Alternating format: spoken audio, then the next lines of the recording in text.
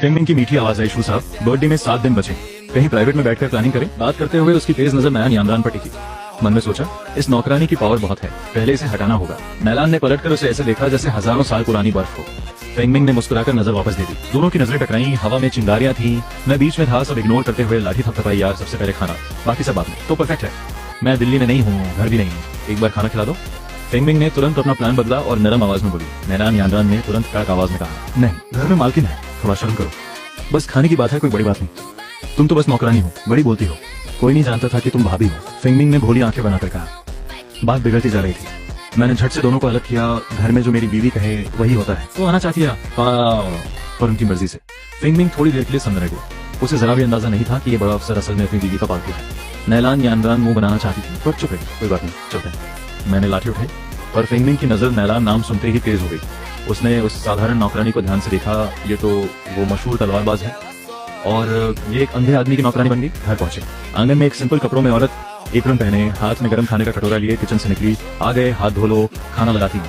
महारानी मेदुसा ने मुझे वार्म स्माइल दी और नजर फिंगमिंग पर पड़ी। एक हल्की सी भौं उठी। ये मेरे साथ काम करती हैं, खाना खाने आई हैं, मैंने सहजता से कहा।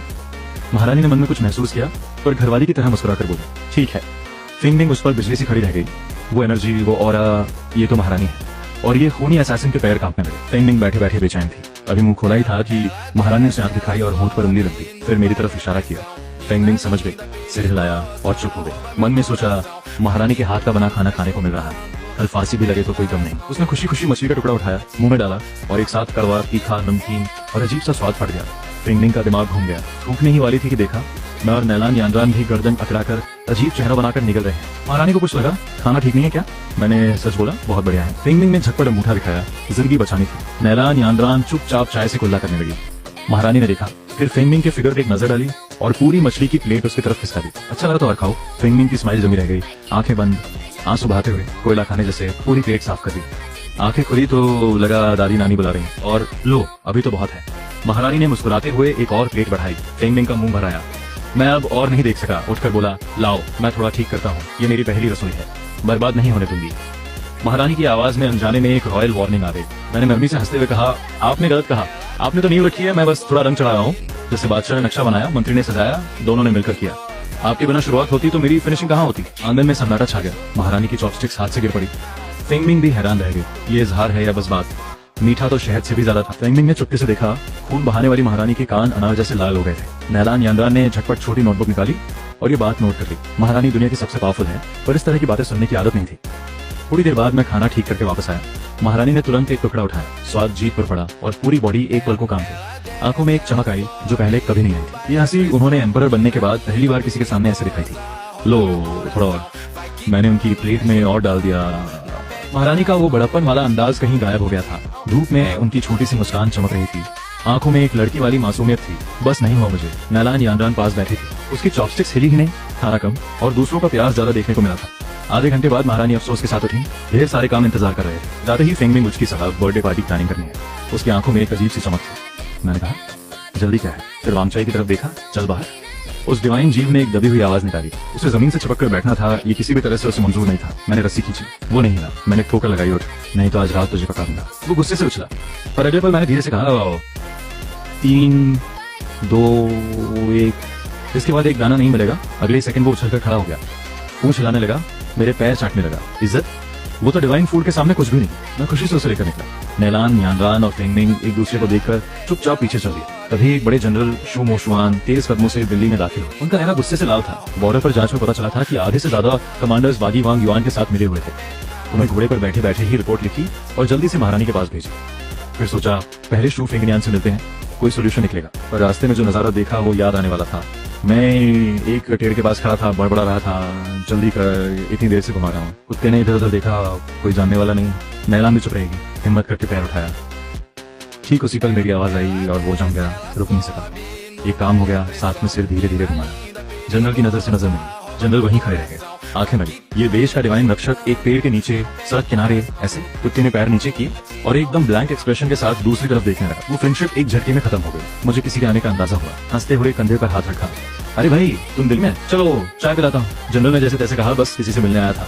पास खड़ी फिंगमिंग सन थी। ये तो 6 देश जीतने वाले जनरल हैं और इनके सामने इस अंधे की हालत। नैलान यानरान ने धीरे से मेरी बांह खींची। मालिक, बर्थडे पार्टी याद है? हाँ हाँ सही कहा। मैंने माथा ठोका। जनरल से बोला आज काम है, माफ करना, फिर कभी बैठते हैं, और रस्सी खींचकर वापस चल गया। तभी सिस्टम का नोटिफिकेशन बजा, बधाई हो, एक बड़े विलन को कमजोर किया, रिवॉर्ड एक टॉप लेवल टेक्निक और 20 साल की प्योर एनर्जी। एक झटके में मेरे अंदर पावर की बाढ़ आ गई, सीधे अगले बड़े लेवल पर पहुंच गया। और बोनस 3 ऐसे क्लोन्स बना सकता था जो मेरी ही 60% ताकत रखते हैं। वापस आकर मैं और फेंगमिंग बगीचे में बैठकर पार्टी की प्लानिंग करने लगी। उधर वांग चुआन को पता चला कि उसके बॉर्डर के आदमी पकड़े गए। गुस्से में उसने एक पुराना अजीब सा आंख जैसा पत्थर निकाला, बड़े पुराने जमाने की चीज जिस पर ये निशान लगे वो छुप नहीं सकता। उसने एक्टिवेट किया, सोचा फेंगमिंग की जासूसी करें, पर स्क्रीन पर जो दिखा उससे दोबारा बिजली गिरी। बगीचे में फूल उड़ रहे थे। फेंगमिंग दोनों हाथों पर ठोड़ी टिकाए बड़ी बड़ी आंखों से मुझे देख रही थी। उसकी आवाज में मिठास थी, अभी सोच रही। मैंने हंसते हुए कहा, कोई बात नहीं, आपका कुत्ता बड़ा अच्छा है, कैसे सिखाया? खाना बंद करो, सीख जाएगा। दोनों हंसी मजाक में थे और स्क्रीन पर दिख रहा था एक ट्रेंड असैसिन पूरी तरह पिघल गई। वांग चुआन को उल्टी होने वाली थी। उसने इस किलर पर इतनी मेहनत की और वो उसके दुश्मन के साथ इस तरह बैठी है। गुस्से में वो पीछे गिरा, पर्दा गिर गया। उसने खुद को समझाया, नहीं जरूर वो उसे फंसा रही है, पर खुद को ही पता था ये एक्सक्यूज बेकार है। घर में कोई नहीं था, सीधे काम क्यों नहीं किया? उधर बगीचे में फेंगमिंग ने पूछा, साहब बर्थडे पार्टी कैसे होनी चाहिए? मुझे हंसी आई। ये तो बस एक बड़ा कंपनी इवेंट है, पहले फेस्टिव माहौल बनाओ, फिर बड़े बड़े लोगों को बुलाओ, खाना पीना हो, फिर कुछ एंटरटेनमेंट, डांस, पोएट्री, म्यूजिक, सबसे गिफ्ट्स लो, अंत में एक फाइट कंपटीशन। मैंने एक रेडीमेड प्लान निकाला और उसे दे दिया। फेंगमिंग ने ऐसे लिया जैसे खजाना मिल गया, माथे से लगाया, पढ़ने लगी, साहब ये तो कमाल है। साथ में आंखें भी चमकाती रही, पर एक अंधे पर ये सब बेकार था। फेंगमिंग ने सोचा, मैं इतनी मेहनत से आंखें मार रही हूँ और इसे पता तक नहीं। वैसे सुना है एक मशहूर किलर का नाम भी फेंगमिंग है, वो वांग चुआन के बारे में क्या सोचती होगी? मैंने मन में प्लान करते हुए पूछा। फेंगमिंग ने एक पल रुककर नफरत से कहा, घमंडी आदमी जिसमें जिंदगी है बस। फिर मेरी तरफ देखकर नरम होकर बोली, वांग चुआन और साहब की तुलना हो ही नहीं सकती। मैंने चुपचाप से हिलाया। इस लड़की में जबरदस्त टैलेंट है, पर इसे पता नहीं कि उसका भाई कब का जा चुका है और वो बेकार में वांग चुआन की नौकरी कर रही है।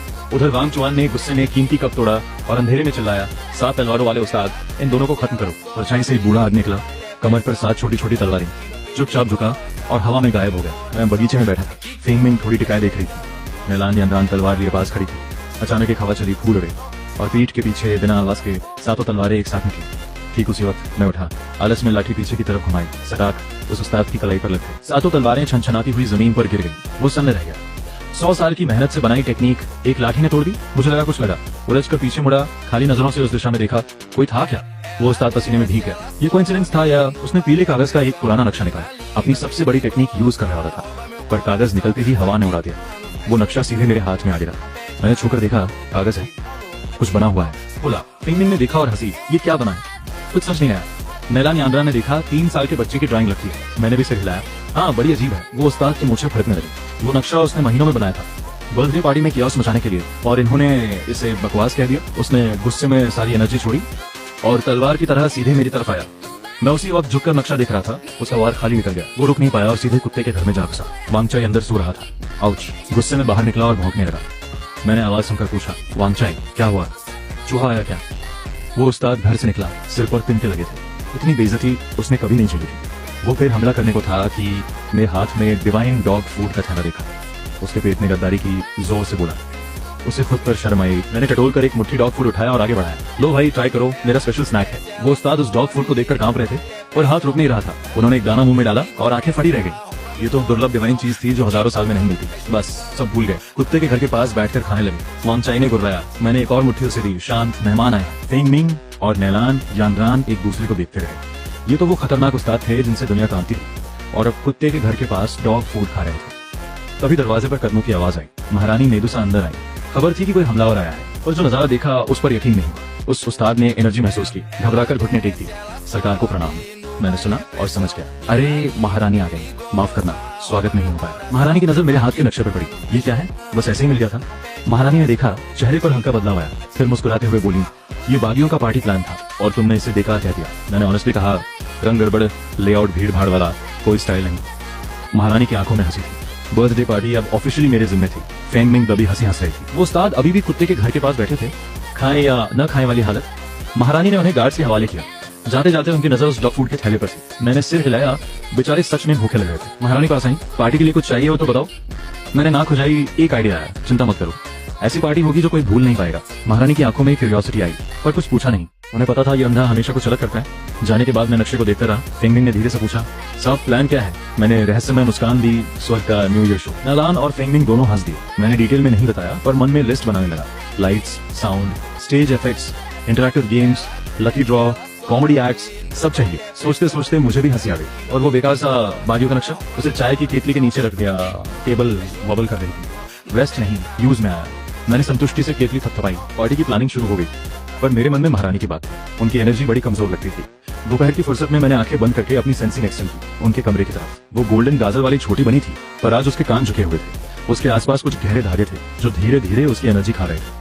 मेरी भौहें सिकुड़ गईं। सिस्टम ने नोटिफिकेशन दी, high level energy disturbance detected, analysis, पुरानी इंजरी, कोल्ड पॉइजन अभी भी शरीर में है, ट्रीटमेंट इमिंग सोल फ्लावर रिकमेंडेड। मुझे याद आया वो फ्लावर तो मैंने पहले यूज कर दी थी, तो सच में उन्हें पुरानी तकलीफ है। खैर वो फ्लावर खत्म है, पर उसके बीज 3 दिन पहले लगाए थे। आंगन में दूसरी वार्म एनर्जी वाली जड़ी बूटियां थी। उन्हें मिलाकर कुछ बन सकता था, पूरी तरह ठीक नहीं, पर आराम जरूर मिलेगा। मैं उठकर आंगन की तरफ बढ़ा।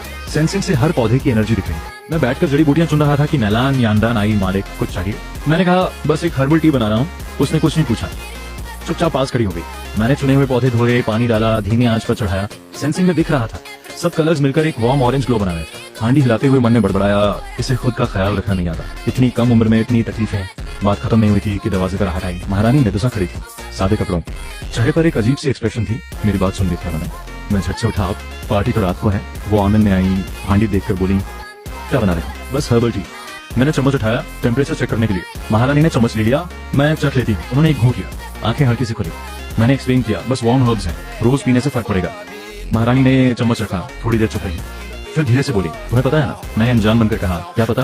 उन्होंने सीधे मेरी आंखों में देखा, जानते हुए कि मैं देख नहीं सकता, कि मैं मृदुसा हूँ, कि पुरानी इंजरी है, कि मैं तुम्हें कई साल छुपाया। मैंने सिर खुजाया, हल्के से कहा, मुझे बस इतना पता है कि मेरी बीवी की तबीयत ठीक नहीं, उसे देखभाल चाहिए, बाकी सब बाद में। महारानी जम गई। जो बात वो कहने आई थी वो गले नहीं रह गई। मैंने टटोलकर जेब से एक छोटा सा पुड़िया निकाला, खोला, कुछ अंबर रंग की कैंडी थी। टी बनाते वक्त ये भी बना लिए। बोला है चखो, मीठा है कि नहीं? एक कैंडी उठाई और नेचुरली उनके होठों के पास ले गया। महारानी ने बिना सोचे मुंह खोल लिया। मीठा टेस्ट जीभ पर फैला, हल्की सी हर्ब्स की खुशबू के साथ। उनके गाल धीरे धीरे लाल होने लगे। जो सीरियस माउथ था वो एक पल में पिघल गया। मैंने मुस्कुराते हुए पूछा, कैसा लगा? महारानी ने कैंडी चबाते हुए धीरे से कुछ बोला। आंखों में वो रॉयल रुआब कहीं गायब था, जैसे लगे कि कुछ और कहना है। मैंने दूसरी कैंडी भी दे दी। गले के लिए अच्छी है। अब बोल ही नहीं सकती थी, गाल फुलाए मुझे घूरती रही। और उन आंखों में कोई एम्परर नहीं था, बस एक लड़की थी। नैलान यांडान कब से पीछे हट गई थी और उसके कंधे हिल रहे थे। मैं टी हिला रहा, आराम से बोला, रोज एक बोल, 3 महीने में ठीक हो जाएगा। महारानी ने धीरे से पूछा, तुम मेरे लिए इतना क्यों करते हो? मैंने नेचुरली कहा, तुम मेरी बीवी हो, तुम्हारे लिए ना करूं तो किसके लिए करूं? महारानी चुप हो गई। सेंसिंग में दिखा वो गोल्डन बनी अब जोर जोर से नाच रही थी। कान खड़े हो गए थे। महारानी ने मुड़ते हुए कहा, आज रात पार्टी के बाद बात करनी है, इंतजार करना। और तेज कदमों से निकल गई।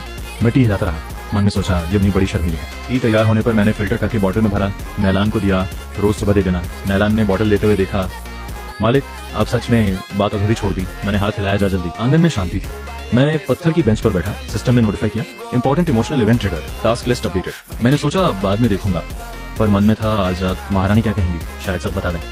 मुझे पहले से आधा आधा पता है, पर जब तक वो नहीं बोलती मैं भी नहीं बोलता। इस तरह जिंदगी आसान रहती है। वांगशाई आकर मेरी टांग से लिपट गया। मैंने सिर सहलाया, आज रात पार्टी में चुपचाप रहना, खाना मत चुराना।